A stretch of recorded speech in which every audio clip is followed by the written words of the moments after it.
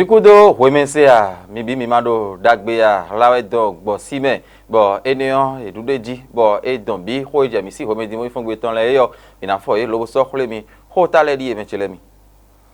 mi atundo menjele no kwason si azan oroko gogbe tegbe kwe wo e no du bomba le sin kwe be inu honu no ho wa lo e no yorodo regio no gbo e do lini le me kakaje e homen no honu wa lo eniyan esi wojodo gbede ale do ezon gbamege kono so lo so do mo nde fona gbe den azon nu ko nde fo po mi ka hobia me de ocho bomba le sin hodo mi si bo mi na do no mi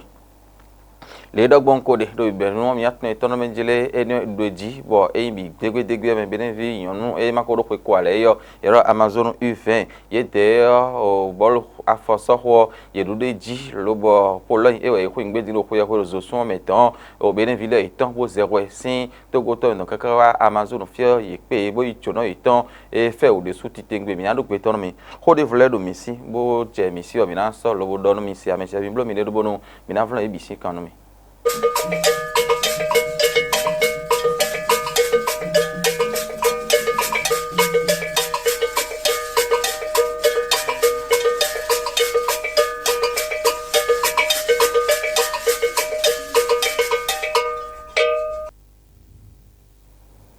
Mi voulais que do kan ro hiho ese ale ko dogbon mi benu yo mi atun toro majele no kwason sin azan oroko gogbe ko utegbe yo e don flin gbongbe bi kwi me no ho wa lo e no yoro rege bo kwi mo pangudu mi atun le bombale hasino e no e jamaican yo e jamaican vdj na me e yo e poro aigba do so titengbe e so dia lo han tan eji no wa lo tan e jodole yo e poda yi tegbe kakaje e homen bo e je filibo e no siseto tian nte we bombale yo e me bi ka do yo e jodole e tambe hen e na go jejin mi aton itron le ko kan le no kon enendie bo lo metan chobon bombale yo e ko hatan diwe e homen do pongbe bi hui me me no gono walo e ne ma ho le ni e don do we no don do khame ko do hon do mesin ali no no yen do mi ton le don so da jogun hatan le megbe yo e yun tun da hode bo yun tun kan tun joro ko jije ton go hatan le men ite mi ka mi na he uta undin bombale sin haleon e na cha lobo e glomen sin ko mo pande me ho mi ton le ho to gbo mi ton le ho me ko jenu kon mi le ho mi ton ko do ho mi ton gudu o hanile na poro te do su ti tengbe do nu e do hanle me yo zon bo e no gbon to le bi hui me no ho wa la ton han jiji ton ho hanle no hen nu e bodo e do agode ko de do fin nu wa da ho na sin agun ko do gbo me abi fi de bo no ho wa lo e ni no han me gbe de pon be zon lo hasino gege waro afozedo afodo tomewe bo rege sinu ho walo eneo e no do jiji modo okiko be khle po ndo menjele e so nde inte bo honde weyo e honu to inte bo pakan gbe din ton e di do ayitele bo wa gbe budu dagbe sin alo die e ro hatan le seweyo e no inde bo e no vojo alopade e ron bio mende me ton pe bu dio vi jon jojale e no mo menjele a hatan e do ho gege bo ho gege nu no e jodo yo e ho de bo ame kun enele yo pe obi eno so da kun me gbeji we ka gbogbo obi hui me yo eno mo no le bo ba le yo e o me no agbonzin da horo po indo hanji sin alenu egbedi yo e so bodo ajo wa na we be mo no mejile khanton ene hen na so do ba kwena me ge tin bo e so poro gbe ajo khanton e po si sa e ka je gbe me le fotin bo so no ho wa la ton bodo hanji de to kwe ba na we me le na sin agun mo na so nkan do nu kan bo na bi yo gbe bi yo sin we ma bo asoju asukwe cho bio men cho ponu hun ero akweba no yitan podo hantan po no ejuro temeten le gbonpe bi hui men no ho wa loton no e no ho na le alian no zan le no zi asia to ton do ti mo do ton gbe da e no blo ene le bi hui yo akweji we de wo me ne blo diyan a ho no su ko cho no bio we cha ya de ene le men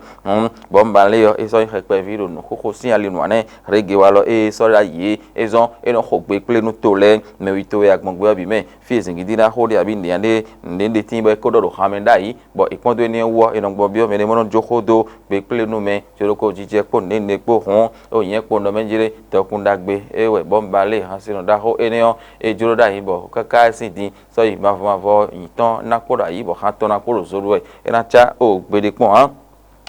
horo po ne je mi adoro mi me do ali de fo nu mi ka hobio mere ma do zandi ndole mere timbo iporo no ho walo eni on zawo ya mera ho alidu iburahima eyo me sinu kulo mento bo ka no ho hore ge ode su titengbe eti me pondo menjire nu boy ke za no po enion le eron sorote bono do flin bo mbale na me no le ero o 11 men kwason sin asantan o po go hwedu eyo le no sin agungbonte bo ho ne nu eron do azonu ti bo eron flo be no azizo suele de timbe no ro kanja man be no de kon de timbo me ko pondio ena dosin e bon dadi era bla be dan ti bon bale do e bon chokoto do era do be dan jo gogo do jo asado dan lime do e ma uda hodi abi ndena do be no le e do bon male sin ko do e me ro po ma wa lo ble me o ko e hodo de timbo e regi bo no ho wa le ni o chi ayi bo bon bale jo do mi ho de ko le na do gben ne kanji we yan ho e me na ho e do khami kaka so idu e so ro poro po pon e amoro mejire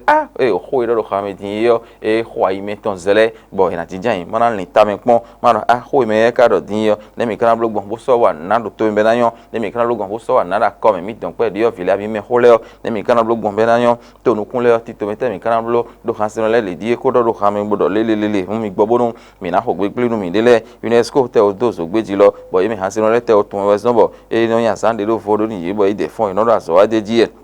ekun kai no kwaso si anza ro pogo gbe kere ewe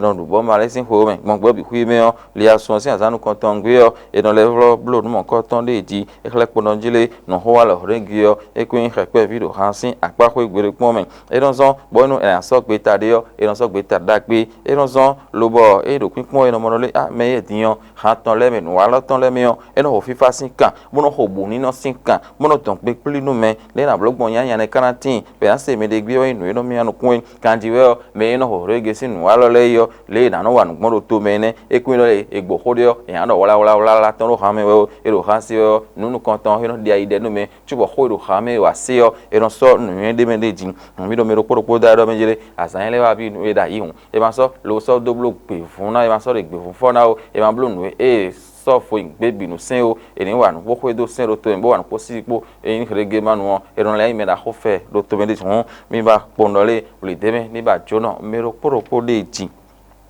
mi ato itoro menjele obìnrin to mi ton fi yo ohun egege we to me bo isoro teji hon to gba sanu pelu kuro la me dano dagbe ko kuro peta e no ali enele nu huipo ma to o atinken saten mi ton le ama sin saten mi ton le ko fi mi kono ho nu temi tenri bono za nu agbaza mi ton le yo de le tin be no zon ka lo aton no rutana e ron sali e kaka o no han to ton ha bo agbaza e ron ati won e ron do sime keke o nu enele inu bo e no za do agbaza mi ton le me bo no si huwa nu ye yo egbedole enibe hui sin ahioji mele mi ka hobio ye bo ye na je dindindin yo e na zo bo ho idole yo mi le su metuo mi na se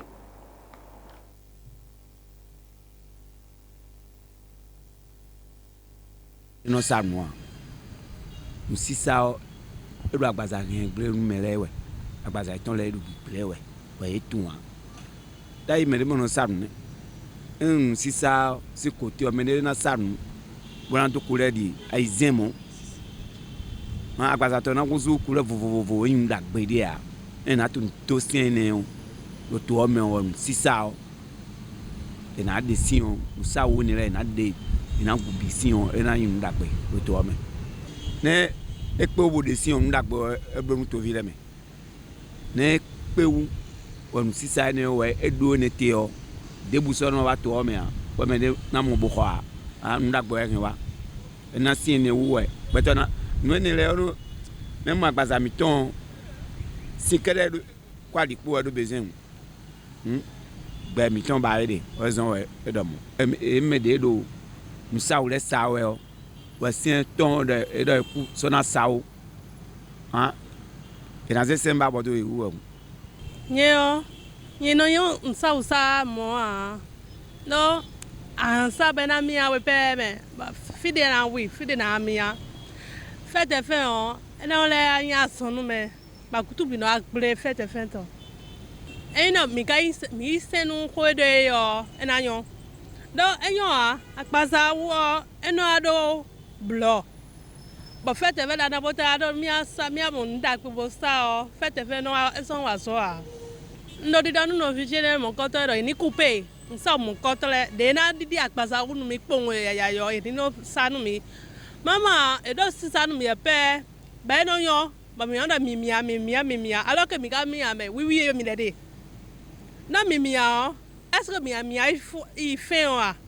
e wa che plan che bon mi manka ma ko bo kon sa wo alo fait de mi o je oui ji ga je oui ji bon mi na mo da mi re mo de fu le sa gona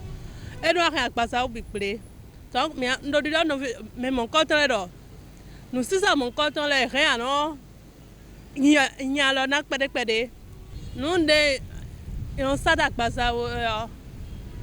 e ndak pede nya boju surtout boju fait me de tu rentre mais mon avait fide vous fide mia mais mon coton yo saka alors que kai saka bo ai enele bi wi enyoa ene metile mi mina I ho devo economy le ko do gbon mi benu yo kanu dero hanu ame e ko gbo se un sin ye yonu vi mi tan bene vi Amazon agoji e makodo ko ko ale yo yi ho bola foso ho me togo yi ho de Côte d'Ivoire ko le yele na didigbon yo bo mina ho de mi amono benjire awa jije sin da ho indo ile ko wa bo sin ila konji we ya gbon o eyin o ko me kaka gbon kle hwe wa kaka o fi dogesi no ten da ho Amazon ton fi yo jono eton to silo ye yimen o bol de ti bo e pon me na ho bo ton bo si hui e yin pe oton e sin domain anyway de ho bo Côte d'Ivoire do poropo ene we soro do me ni su lo ko de me bezon be din to lo tin bo e yin pe bi hui ton be na ho do polo sin to me hui be sin zo sun me ambioro do sin azanton aton go be ka so je azanton ko aton no kun be go gbe yo e na ho no mo koton nyonu vi mi ton agoje man ko do ko ale yo e we so be ni to sin asia do jimon e kle po no menjire be ni to mi ton do bola fo so ko sin ali no yon leton